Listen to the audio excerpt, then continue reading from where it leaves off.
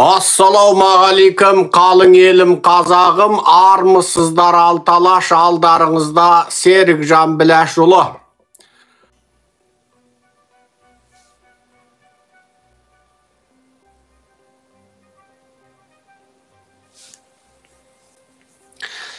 Мұхтар Әблязов туралы не дейсіз дейді.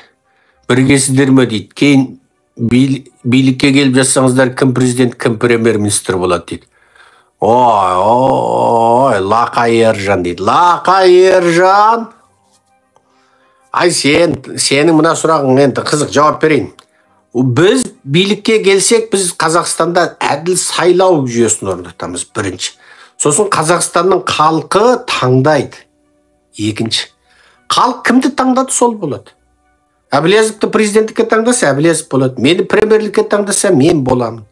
Және мен де ол кісіде біз тағымызда Назарбаев, Тоқаев құсап жабысып қалмаймыз. Біз екінші бір адамның біздің орнымызға келуін қамтамасыз етеміз. Және біз өз еркімізден тағымызды тапсырып беріп, goodbye, сау болыңыздар, біз енді пенсияға шықтық деп кетеміз. Енді ол кісі пенсияға шықса не істейтінін білмеймін. Мен пенсияға шықса ат мініп, қымыз ішіп, жайлауларды көріп, қыдырып, тағы да өстіп ютубте лекциямды сөйлеп, ұлттық тарихи құндылықтар, тақырыптар туралы айтып жүргім келеді. Мен мансапқа қызықпаймын, сөздің шыны керек. Мен мансапқа қызықсам, осы кезде депутат болып отыратын едім. Осы кезде министр болып отыратын едім. Менің мансапқа деген ауруым жоқ. Мен мансаппен ауырмаймын, ақшамен ауырмаймын. Сосын мынау сұлу, анау мынау тоқал-соқал, онымен ауырмаймын. Мен атақ, анау мынау абырой бірдеңкемен ауырмаймын. Жылтың-жылтың етіп бір жерлерде жүргенді ұнатпаймын. Мен шын жүрегім, мен өзім жай жүрген қазақ едім.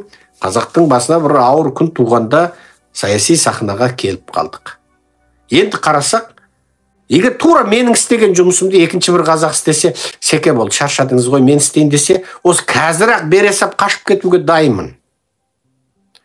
Американы қыдырып, рахаттанып, балық аулап, сөйтіп жүрсем рахат қой, Бірақ дәл қазір осы мен істейтін жұмысты, орнымды басып істейтін екінші бір адамның кемдігінен, және әлі де міне қартайып тұрған жоқпын, 50-демін,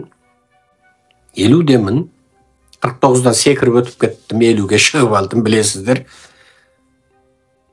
Мен күшім, қуатым барымда қазағымды идеологиялық, рухани ағартсам деп, осы жұмысымды жалғастырып жатырмын.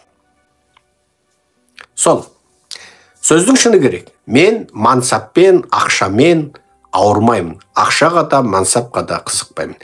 Ақшаға, мансапқа қызықсам, осы кезде биліктің аузын жалап, депутат болып, тағы бірдеңке болып, әкім болып отыратын едім. Мен ондаймен ауырмаймын. Жұртқа арман болған ақша, жұртқа арман болған мансап, маған көк тиындік құны жоқ.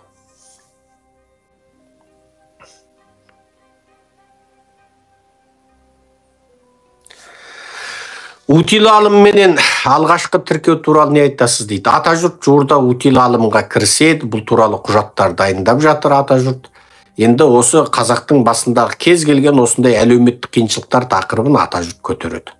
Бірақ Атажұрттың мақсаты қазақты әлеуметтік мәселелерді, бүгін ешкісі ауырып қалса, ешкінің тақырыбын көтеріп, ертең текесі тұмауратып қалса, текенің тақырыбын көтеріп, қазақтың әлеуметтік мәселесін шешу біздің басты басымдылығымыз емес.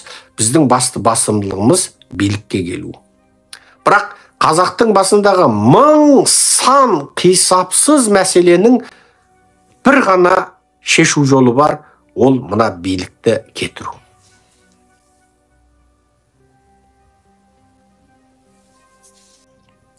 Жақсы, аман сау болыңыздар. Мен бүгінгі сұрақ жауабымды осымен тәмамдаймын.